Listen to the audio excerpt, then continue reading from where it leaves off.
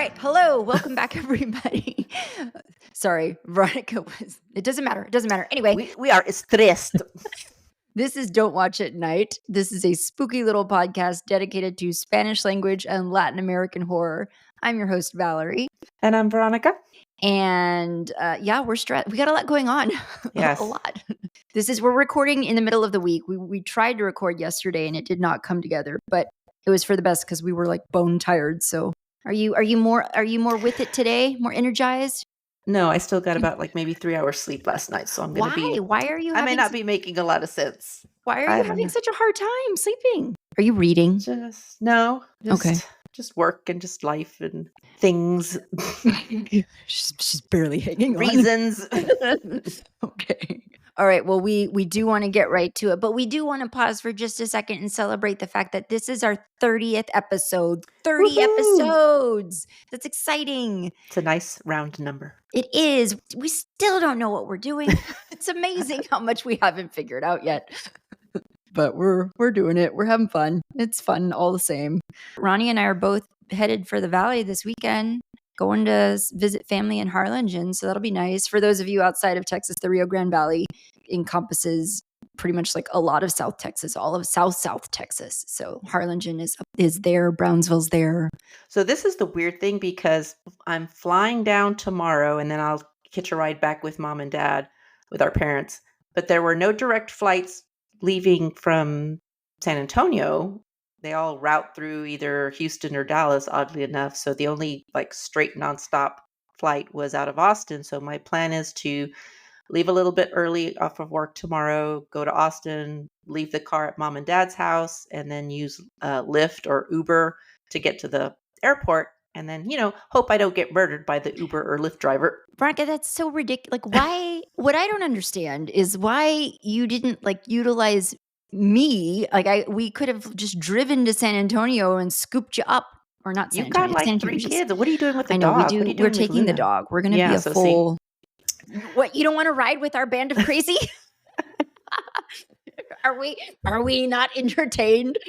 Not for 4 hours or however long it takes to get down there. I know, right? We're leaving like midday tomorrow. We're actually pulling the kids from school because it's just like we don't want to be rolling into Harlingen at night. We're not young ducks anymore. We can't drive those nighttime hours. So let's see. Did I have anything else that I wanted us to cover before we just jump right in? We are on a time crunch, so Ronnie and I are going to see how efficient we can be with this because we got things to do. I got laundry to do. She's got kids to pick up. Okay. All right. So, and again, this is going to be all spoilers all the time. So if you haven't watched the movie, you've been warned. What can I say? All right. But we watched When Evil Lurks, which is a film. It's an Argentinian film. Came out in last year, 2023. Tagline reads, "In a remote village, 2 brothers find a demon-infected man just about to, quote-unquote, give birth to evil itself. They decide to get rid of the body, only to end up unintentionally spreading chaos." It was written and directed by Demián Rugna and stars Ezequiel Rodríguez, Demián Salomón, Silvina Sabater, Luis Ziembrowski, Marcelo Michino, among others. There's a whole list, but those are kind of, I think, the main peeps. You do so much better at saying names than I do. I'm not. They might not be pronounced correctly, but that's what I got. Did you catch? We are familiar with this director. This is one of the directors who was in the Satanic Hispanics anthology. He was Rubik. Like his piece was the Rubik's Cube segment. Oh, okay, that was an interesting one. I like that one. So he's into the gross.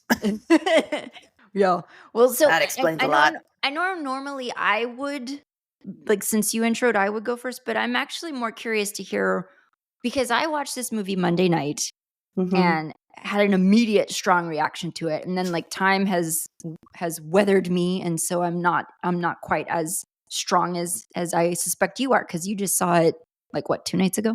Yeah. So what did you think of it? Well, for our listeners, Valerie texted me and said how I don't remember the exact words, but basically the gist of it was that she found it too disturbing to watch it again because I think she generally likes to watch the movie at least twice. Once for I was freaked out. Once for the initial response, and then the second time, I guess, to take notes. But I was and then she said that she had went to like watch Designing Women episodes to kind of a palate cleanser, and it wasn't working. It wasn't working. So I thought, oh my God, this is going to be brutal. And it was, but it wasn't really particularly scary, but it did have a lot of like shocking scenes, and definitely it was high on the gross factor. Yeah. Coming at like, but I don't think I walked away as like bothered by it, but as you, I was spooked. Now, coming like a couple of days later, I was just like, you know what? There were certain elements of like funny in there that, but, and so maybe I could watch it again, but oh man, that night I was just like, no, I can't. I don't want to watch this again. That's not to say it's not good. It was good. I enjoyed it. No, it was I was just like, no, I'm good. There's some things that I pulled for us to talk about from the resources. We always bring you guys resources. It's linked in our show notes and up on our episode blog. But we'll talk about all of that stuff. But personally, for me, there were lots of elements of this story that were giving Children of the Corn. You know, even right down to the movie poster. You know, we'll put a like side by side on the blog of like Children of the Corn movie poster versus When Evil Lurks. It's just like I don't know if it was subconsciously a nod to it. Nothing that I read or looked at indicated that was. I thought I went into it my usual blind self. I had not seen any movie posters, hadn't watched a trailer, hadn't even read the tagline. So I hadn't, other than knowing that it was a horror movie, I had no clue. I walked in 100% blind. I had watched the trailer and I had been like nice and spooked out by the trailer. So I thought, ooh, this will be good. And you know, based off of what little things I'd seen online about it, I had expected it to be really horrific and scary. And I thought it delivered on that, but moments of that dark humor coming in. But I will say this before we launch into it. Evidently, like his inspirations for this film, he talked in one of the interviews that we have for you guys, he talks about Evil Dead, which I think obviously comes into play. You can see that influence. A Korean horror film, I believe it's a Korean horror film called The Wailing, which I've heard of. I've never watched it because I'm a coward, but I've heard of it. And then he was influenced, Veronica, by The Road with Viggo Mortensen, your guy. Haven't seen that movie. Did you ever see The Road? No. Did I ever see The Road? I don't even know what that's about. Maybe I have. It's about a man and his son in some kind of like post-apocalyptic world wandering. I don't know. I could be wrong. Okay. Sorry. I'm like getting texts from my son. My son's at his National Junior Honor Society meeting. So he just texted. He's like, return to base, as in like, come pick me up. So yeah. So by the way, for anyone curious, my husband is on that. I'm not just going to ignore them. Somebody's going to pick him up. Don't worry. Anything else that you wanted to say about it before we go into it? Sorry, I have it up on my screen, like on IMDb, and so now I'm watching the trailer, and it's. I'm glad I didn't see that before. It is really gross. There's really a lot of gross. This is high on the gross factor. I guess we can get right into it. The movie kind of opens. This was an interesting thing that I also read about this particular director and his approach to the stories he tells. The movie kind of opens launching us right into it. And evidently this is something that Demián Rugna this is something that he's fond of doing. Like he's fond of just like throwing you in and you go from there. So it launches us into this world. And for like the first 15 minutes, I was really trying to get a handle on like what is going on, what's happening. We open with like gunfire somewhere in the woods, and there are these two brothers that live in this, come to find out, rural part of Argentina. I don't know that that's said, but I read about that later on. So I've already forgotten their names. What are their names in the movie? Pedro and Jimmy. Jimmy, that's right. So the gunshots are going. These guys, they're getting their rifles ready. They're opening up front doors. They're thrusting themselves outside into the darkness. Yes, you know what I wrote down here? I said, not even 2 minutes into this movie and we're already breaking the cardinal rule of horror. Right. I was like, this is also known as things Veronica and I would never, ever do. If I hear gunfire out in the wilderness, my move is definitely not going to be, I'm going to involve myself. No.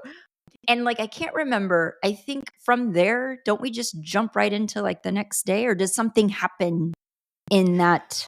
They walk outside and they're like contemplating, is that Ruiz? And we don't know who Ruiz is, but they're kind of trying to think who might be shooting, what might they be shooting at. And they go back inside and then it just picks up the next day where they're on their way out to investigate, right. In the direction that the shots came from. So they're out their there. Dogs.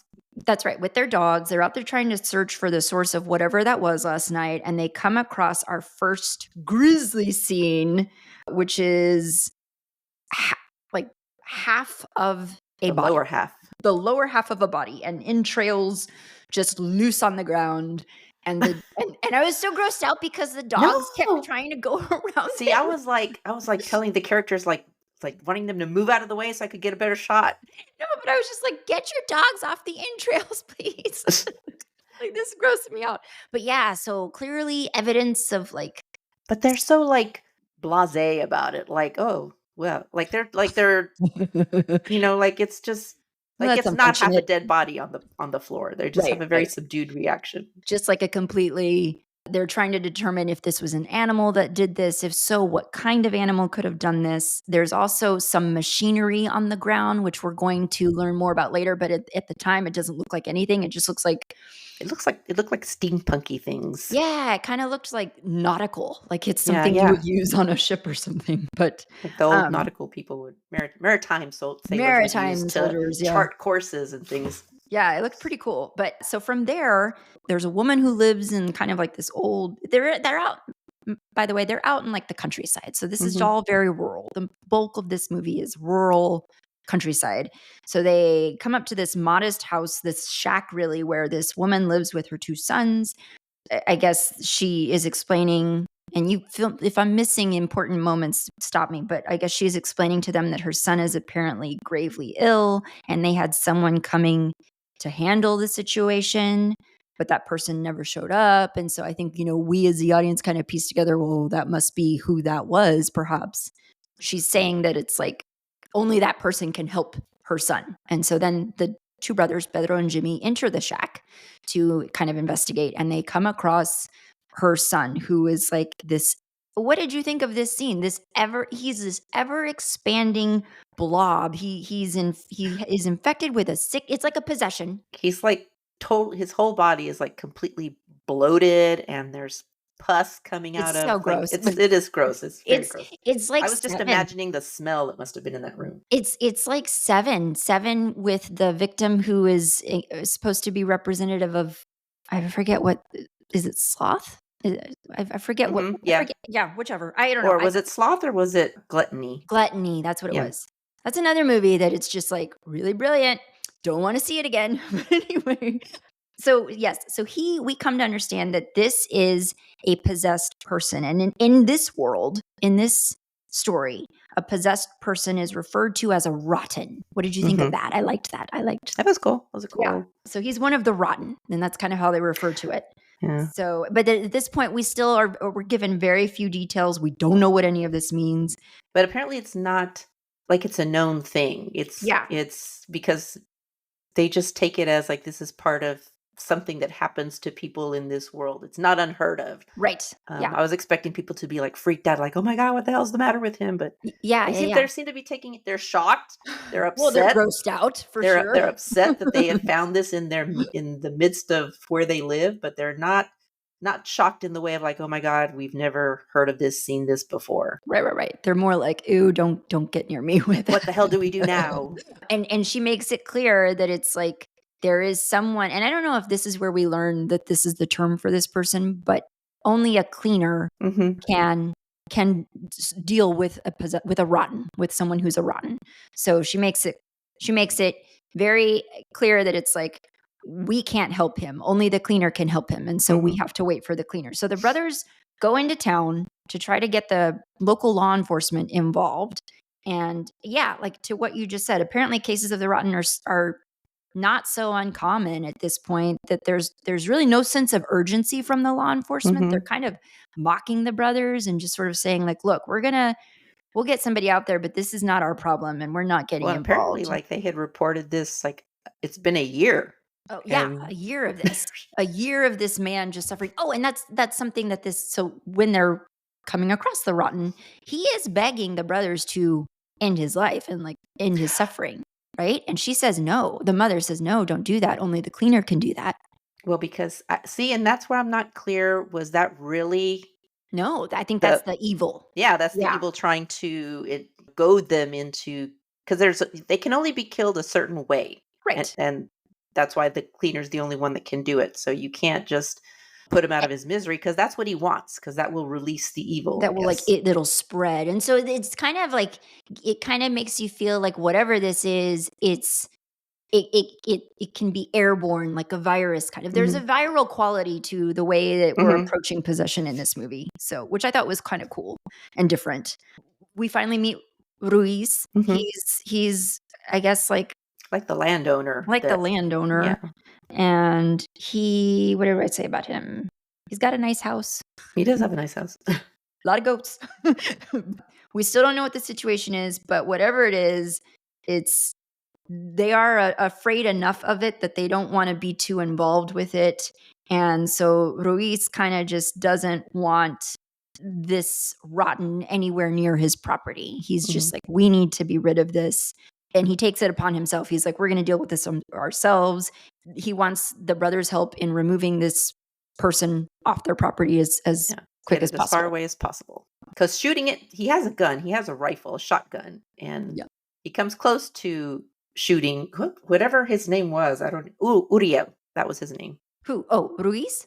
The Rotten. No, the Rotten. Oh, that's right. Yeah. So what did you think of that scene where they're moving the rotten? It was epically gross. It was just gross. Pus was coming out everywhere. Liquids were falling everywhere. It was effectively done. Good. And that's the other thing about this movie and this director. He really likes to work with practical effects. So there's no CGI in this movie. It's all practical effects. And so it's pretty nasty. Yeah. So they load him in the back of Ruiz's truck and take off down the country road. At some point, they come across a kid on a bicycle who I guess is on his way to school, and Ruiz almost hits him, so he swerves to avoid the kid, and they continue on their way. And they drive far. They drive pretty far, and I forget why they initially stop, but they stop, and they go, and they discover that somehow miraculously this big blob of a man who could not move, like he could not move on his own, is not in the back of the truck anymore. So they surmise that when he swerved, he must have fallen out. And they decide that rather than go back, pick him up, and continue on, they've decided that, well, that was far enough. So we're just, wherever he landed, we'll just leave him there. We'll go on about our lives. He'll die, and we'll move on. And so almost immediately, though, the shit, as it were, goes sideways, because I think it's like the next day, or what feels like the very next day, Ruiz's wife, who is pregnant, by the way, is in hysterics outside on their property near their animal pen, because there's a black goat amongst all the other goats. Is that what it was? Because I was like, what were they seeing in the goat? It looked like a normal goat to me. I know, it looked like a normal goat, and and this was a part that kind of felt almost funny to me, because they're so hysterical, the both of them, about it. And I'm like, it's just a goat, though. It's just a goat. Like, you guys can't see me, but I'm like I was straining to see around Ruiz's head so that I could see the goat. Okay. I didn't know if maybe I was missing something that was like, well, so I did go digging. Different about the goat from the other goats. Yeah, so I did go digging. Obviously, we do know, thanks to horror and folklore and things like that, black goats span multiple cultures, obviously, and Spanish-speaking countries at that. But I didn't really come across anything specific about a black goat. And, there is something called an el cadejo, but that's more of a dog. Like, everything that I read is like, it's a dog that can sometimes have hooves like a goat. There's like the white cadejo and the black cadejo, and the white cadejo is there to protect you, and the black cadejo is there to kill you. But I don't know what this is. It's just a goat. But they're convinced that this is the presence of evil. And so she's like, because he's got his rifle and he's readying to shoot the animal, and she's like hysterical. She's like, you can't do it that way. You can't use a gun. That's what we've surmised. And so she goes and she gets the axe from the chopping block. And this was like the first truly like jump scare moment, because up to this point I felt like we'd seen some gross stuff, but nothing's really happening yet. And then out of nowhere, he shoots the goat, and then because the goat does like a I dare you move. So the goat walks slowly up and puts its head right up against the barrel of the shotgun. So he's like, without words, basically telling Ruiz, come on, I dare you, man. I dare you. Do it.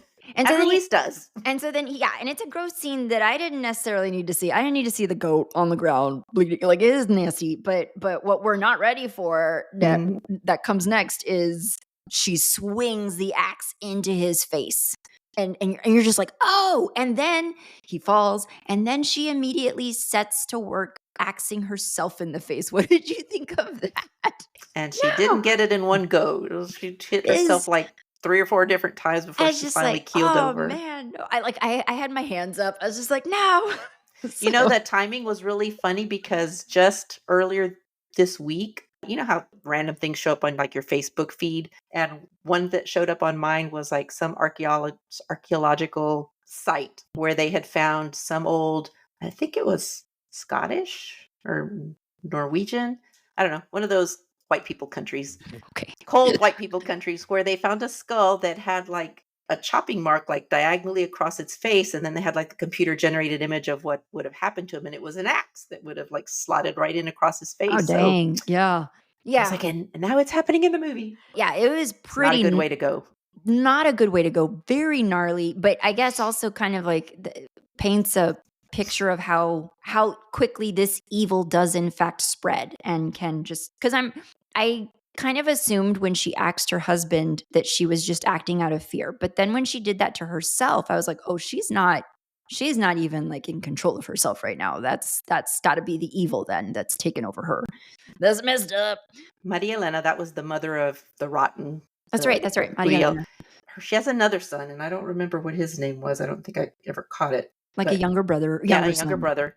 That younger brother shows up the next night at the house of Pedro and Jimmy, the brothers, and he says that his mother's gone, his mother's disappeared, and Ruiz is dead. That he had gone over to Ruiz's, and he found that him and his wife were both dead. And so he seems scared. He doesn't have anywhere to go. He's cold. So Pedro, who I'm guessing is the older of the 2 brothers, lets him stay like in the, I don't know, what was it, the stable area? Like the bar. But tells him that he has to be gone by the next morning. And and then he's telling Jimmy also, like, we're leaving, like we're gone in the morning. Like, the next morning we're gone. We're going to go into town. I'm going to get my kids, which this is the first we've learned that he has kids. Yeah. Has kids. We're going to go into town. We're going to get my kids, and then we're hitting the road. We're getting out of here.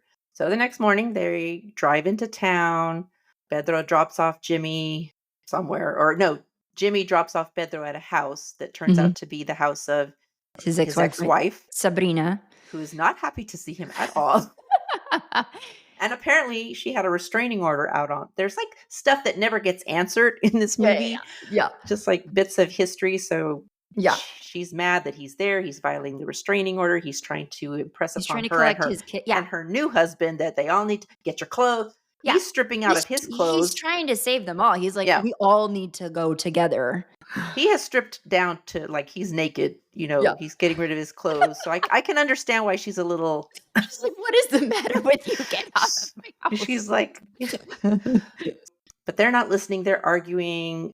She was, so before you go on, I do want to say, I felt like she was very much channeling Shelley Duvall in The Shining. Bringing that energy to her performance. I liked that. She clearly had some relationship issues that she never resolved because it's still just right there under the surface. The anger All the anger.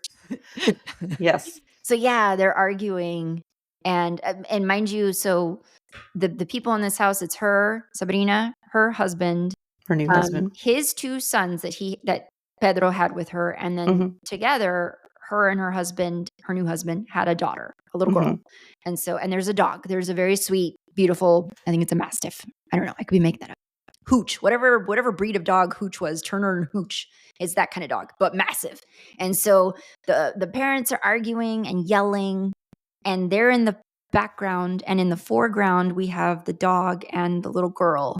And were you ready for that? Tell people what happened. You knew it was coming? I knew something was going to happen with this dog. I didn't know that was coming. Because she's petting him, and then her brother, the younger son of Pedro and Sabrina, his ex-wife, is coming down the stairs, and all of a sudden, whoa, the dog just like snatches the little girl in his jaws and like drags her under the table. The little boy's just like eyes wide, just shocked. The adults have not clued in on anything is happening. Have not seen anything. The little boy, whose name is Santino, Santino, that's goes right. to look under the table because the dog has dragged his sister under the table, and you just see the dog just like mauling her and just whipping her Mauling her around like a and rag doll. yeah, violently shaking her like dogs do when they're Mhm. trying to kill a critter they've caught. And so I didn't see that coming at all. And so I was just like, ah, like, I was like, no. And then finally the adults like freaking walk over into the dining room and see this and immediately I guess the dog like The dog runs out the takes door, off, runs dragging the out the little door, girl. dragging this girl who's not small. Like I'd say she's probably like 6 or 7, Yeah. 7 at the most. So she's not like teeny tiny tot. But yeah, he takes off with her.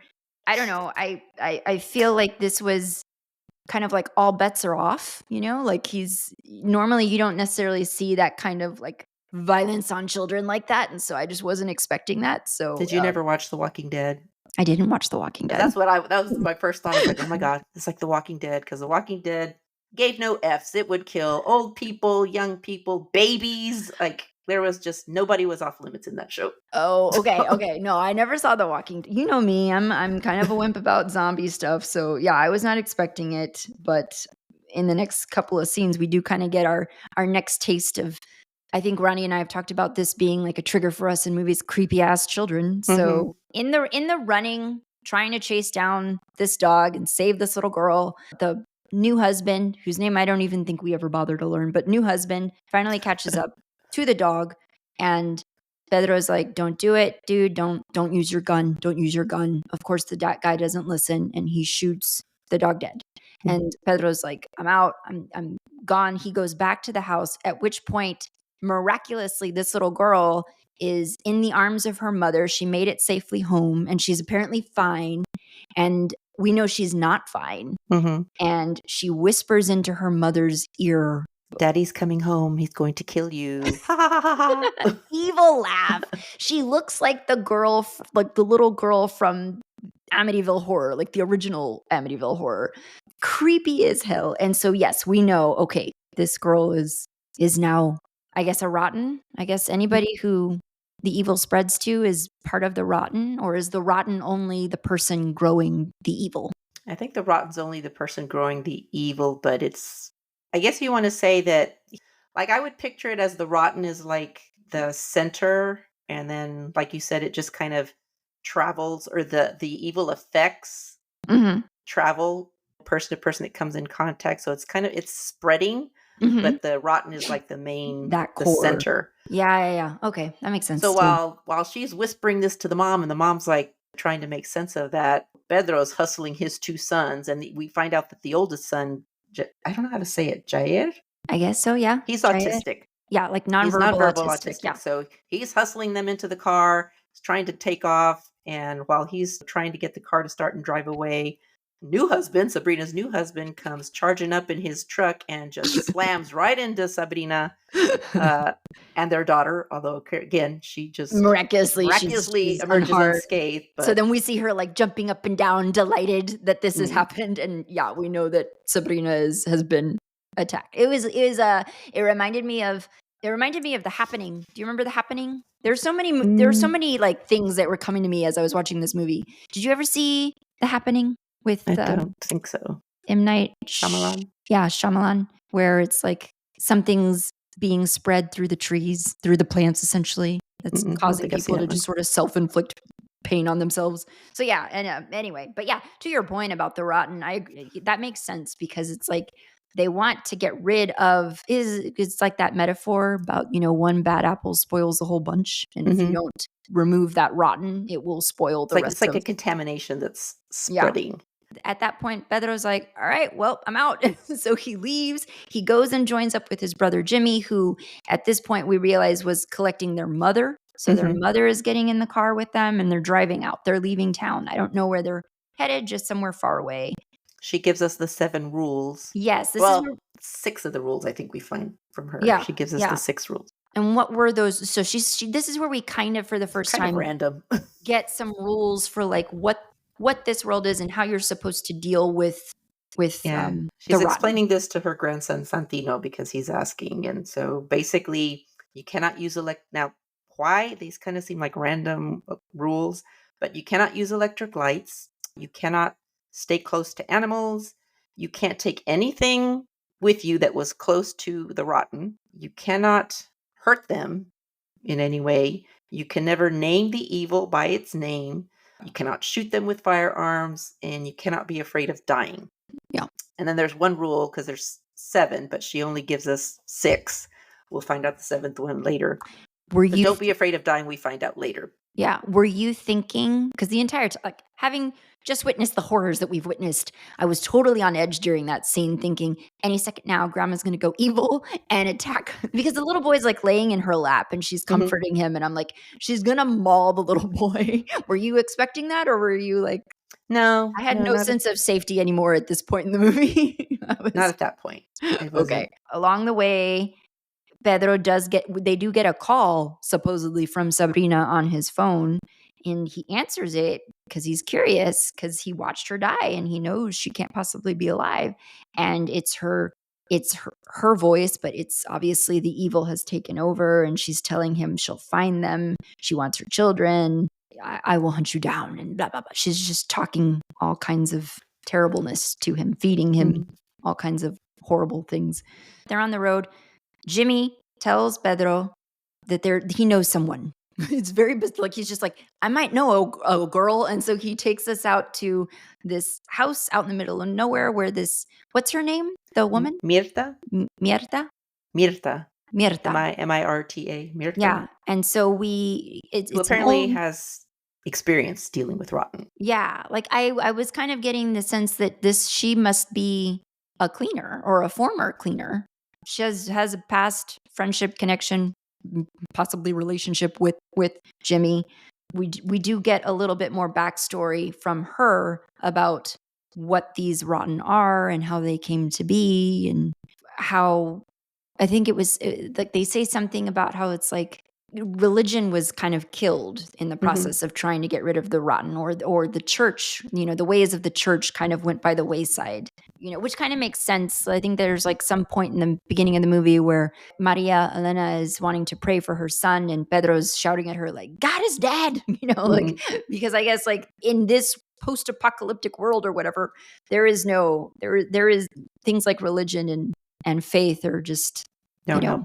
Yeah, dead. Yeah, they're sleeping that night, and Jair, he won't come in. He won't come in the house. So he wants the comfort of the car.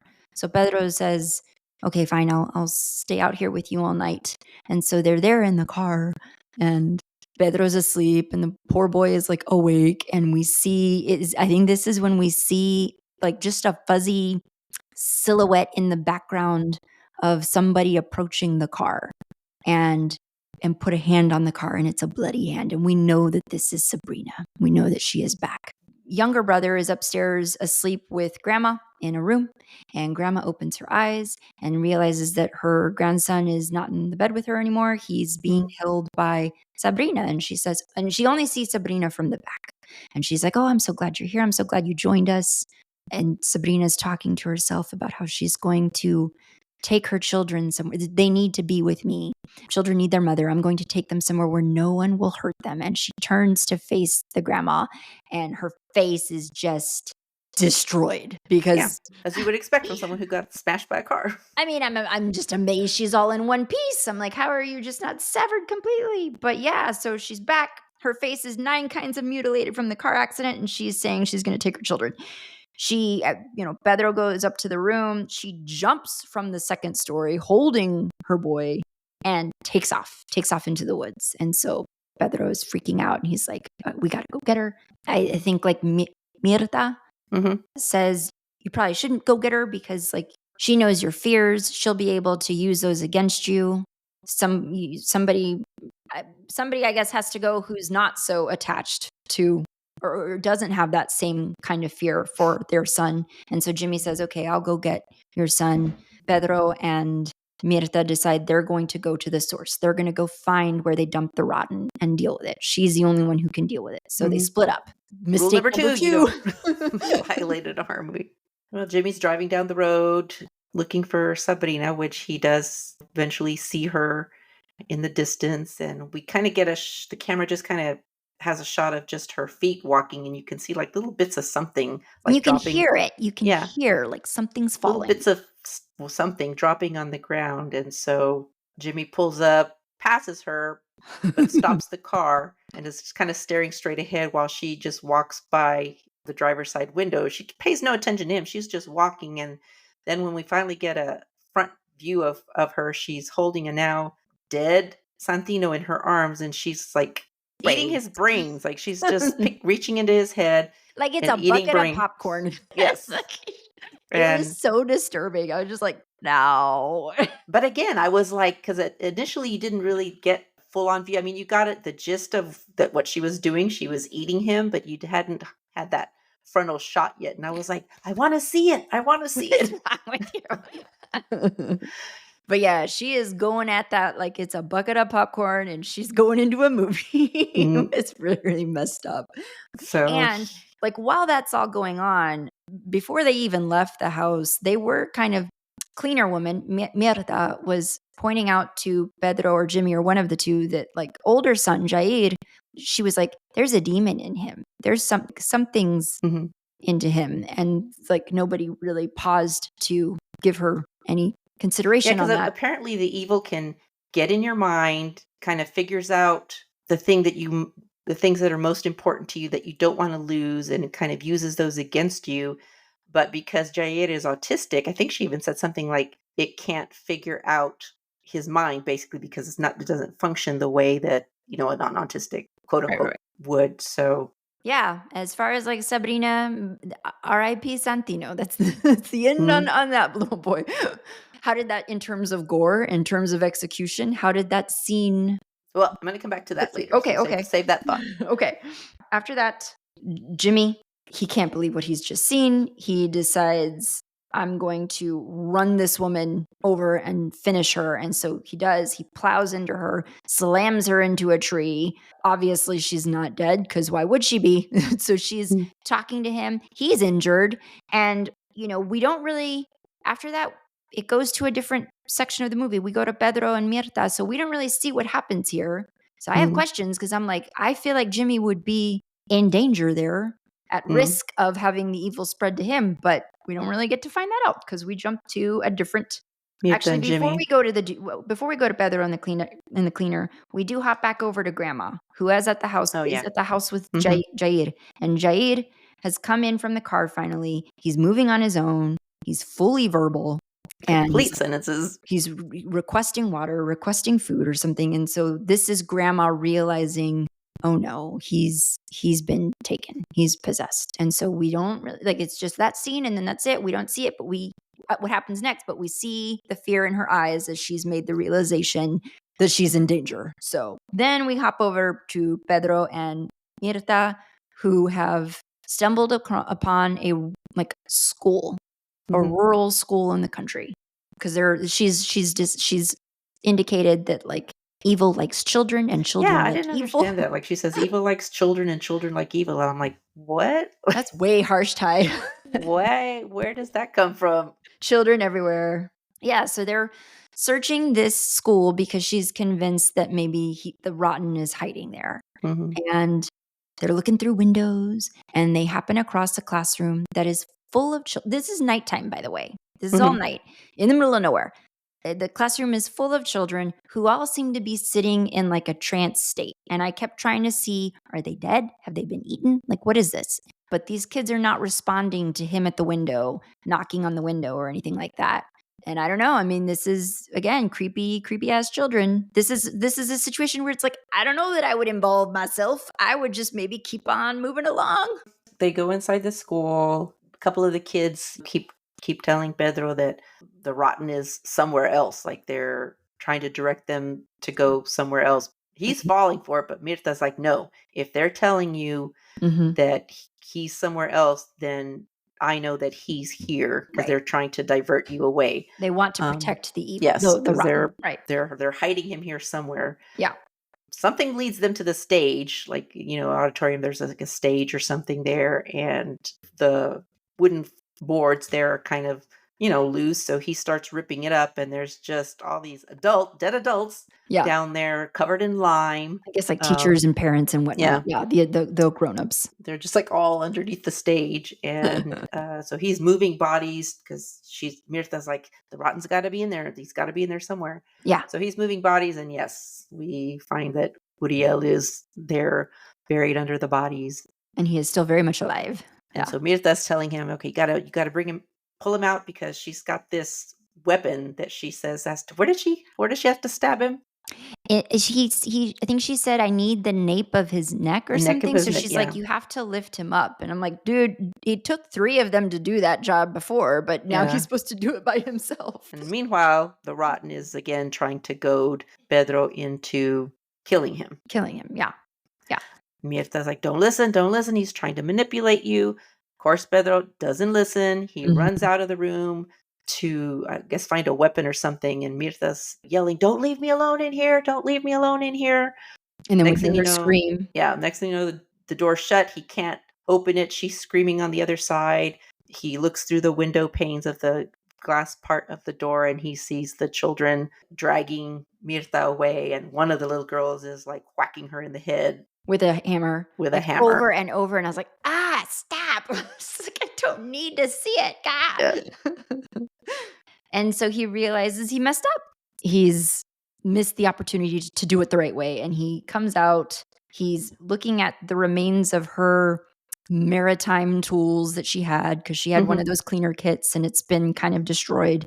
And in a moment of rage, he rushes towards the stage and just bludgeons Uriel to death and releases and so you believe he's dead, and you're seeing it. You're seeing him just like bludgeon this man in the head, and you believe he's dead, and you see this broken Pedro on the ground, and then you hear and you see this body emerging from Uriel. So he's basically like the egg from whence this evil incarnate has hatched. And it's a young boy covered in blood. Not the best movie blood I've ever seen, I have to say, but covered in blood. He looked creepy as hell, didn't he?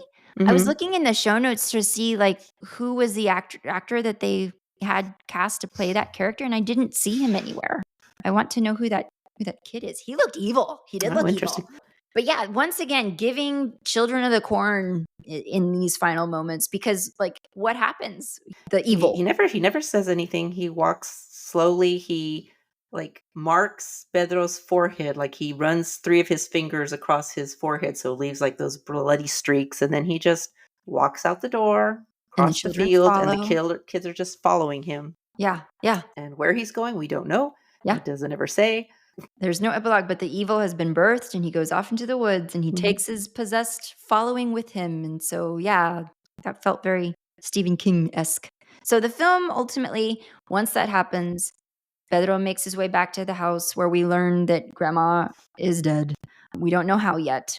And so then while he's got Jair at the table and he's trying to feed him, Jair starts to like choke, like he's got, who by the way, Jair is like back to being nonverbal, autistic again, showing displaying those attributes.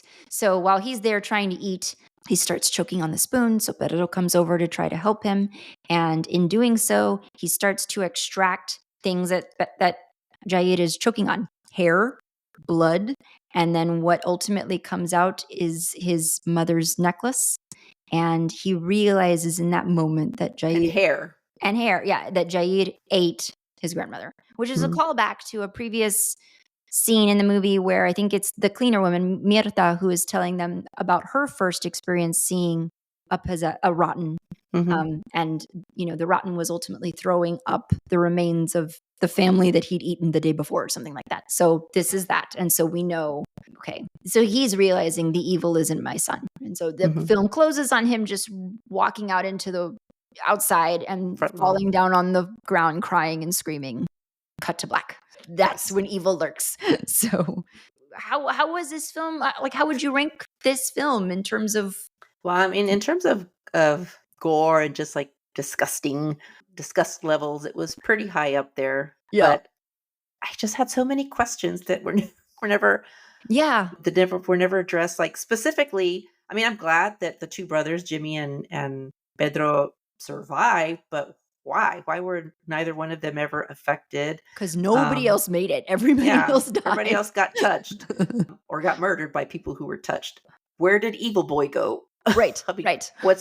He was bloody with no clothes. I mean, where is he going? But yeah, I enjoyed it overall. Just had those questions. Like I said, it really freaked me out. I was really spooked.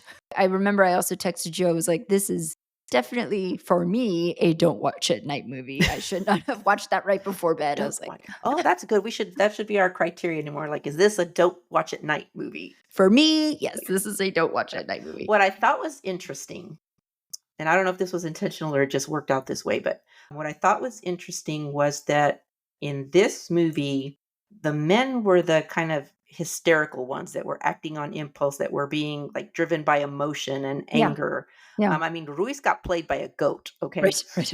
Whereas the female characters, with the exception of Sabrina, because like I said, she's processing relationship baggage. Right. But like the other women, Mirta, Ruiz's wife, Maria Elena, Uriel's mother, the Rotten's mother. I mean, they were they were trying to be the voice of reason and saying, you can't do it this way, using their heads and trying to get the men to listen, which of course none of them do. Yeah. So it's kind of like, blame it all on the patriarchy. They're the ones who caused all this. If they just listened to the women, things might have been different. So I don't know if that was an intentional choice that the producer made or director that Mr. Rugna made, or if it just worked out that way. Yeah, we do have a really great movie review for you guys linked in the show notes, including a couple of interviews. Rugna said in one of the interviews, I think with Collider.com, that he does like to use a lot of dark humor in his films.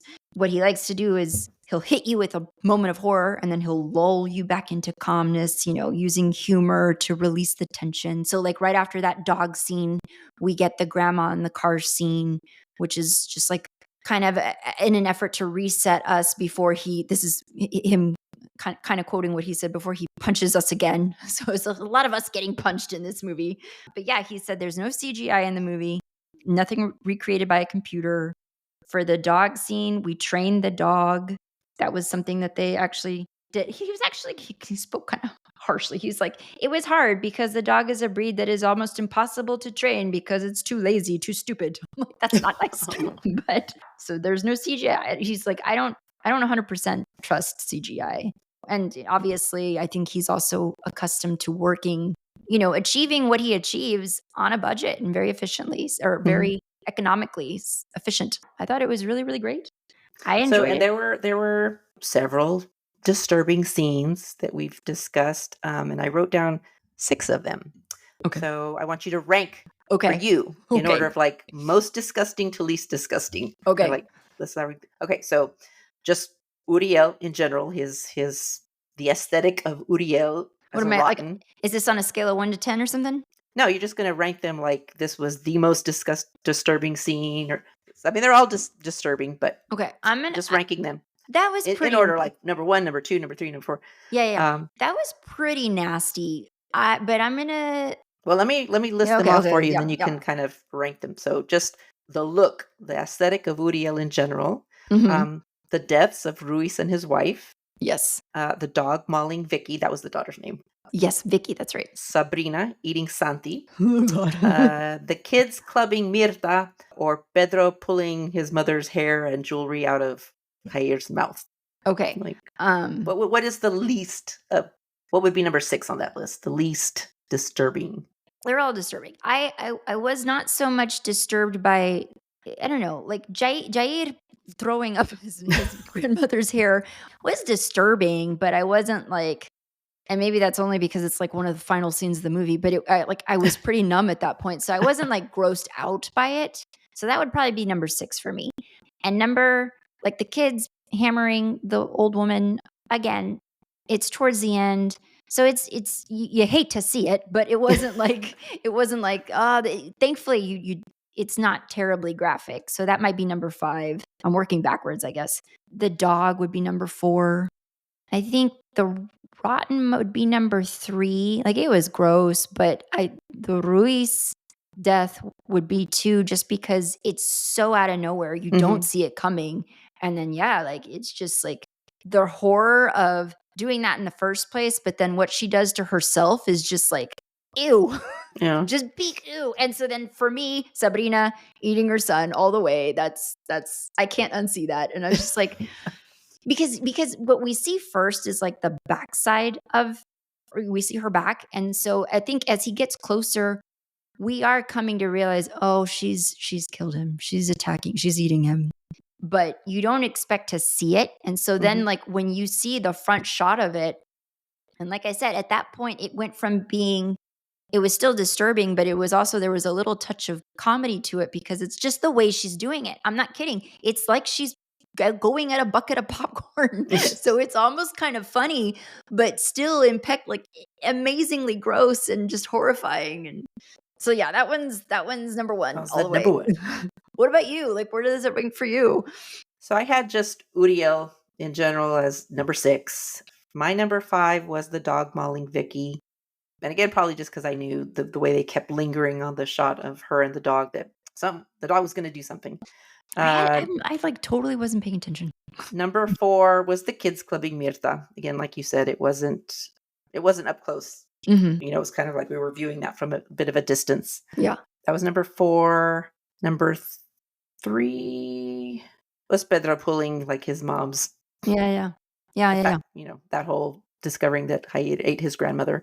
Well, because you're kind of scared and worried that like we're gonna see more than just the necklace, so you're kind of like, oh, that was another unanswered question that I was left with. Is like, okay, what are they going to do with Hayat now? Like, yeah, you know, yeah. And then number 2 was the deaths of Ruiz and his wife, because that was, like you said, just so shocking and unexpected. And then we have the same number 1, Sabrina eating Santi. I mean, I knew she was going to kill him. I knew that kid was dead the moment she jumped from the second floor window, but I just didn't think she was going to be eating him. She's eating brains. So yeah. Good movie. Good movie. This is a very exciting director. So this is now two things that we've seen of him, and possibly more. Have we seen any other of his work? I don't think so. But I don't think so.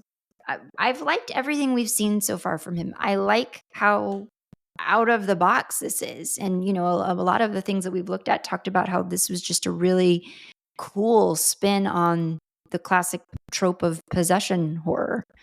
I think this is a really exciting horror director, and I'm excited to see more stuff that he does in the future. Yep. Is there anything else that you're taking in right now or looking at? Have you started reading Witches? I haven't even picked it up yet, but no, I haven't. We have picked out our next. We have picked out our next book club book, guys. We're reading Witches by Brenda Lozano, and I don't have the blurb on that in front of me, but we do have that posted on our website. So go check us out at don'twatchatnight.com. So one of the things I wanted to do, I had told Ron, I want to like take in some 80s horror. Maybe that becomes its own little like bonus content for you guys that we put out. And so I had kind of thought, well, maybe I'll do that at the time of this recording, which meant I would have had to watch it in the same week that I watched this movie. And then I messaged her. I was like, I don't think I want to do that right now. I think I need a horror cleanse after watching that movie. So, but I do want to do that. And I'm kind of thinking that the first movie I want to start with is Friday the 13th, like the first one, because it's available on HBO right now. So I think I might do that. Yeah. Are you reading anything else right now? I just finished historical mystery that's set in like 1858 in London. Actually just got the second book that I was just delivered by Amazon. I also so it's a series? Mm-hmm. Okay. So this is book 2. This one's called Murder at Trader's Gate by and Irina Shapiro. Okay. And then I just finished a science fiction book called Cascade Failure. Science fiction book, also the first in a new series. And it just has kind of a ragtag motley crew of misfits aboard this ship captained by an AI. And so it just kind of had that found family element that I like so much. So I really enjoyed it. Yeah. I haven't been reading anything since we finished our book, but I have been, as you know, because I've been messaging you people, but I've been watching quite a bit of true crime.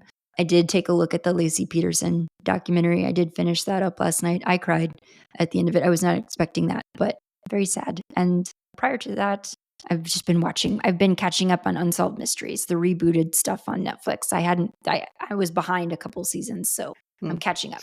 After watching this movie, I had thought, okay, maybe Designing Women, because I'm all about the 80s, or I had thought, well, maybe I'll go to Unsolved Mysteries, because Unsolved Mysteries, it's like comfort food to me. I'll always put that on. But the next episode up for me was called The Severed Head.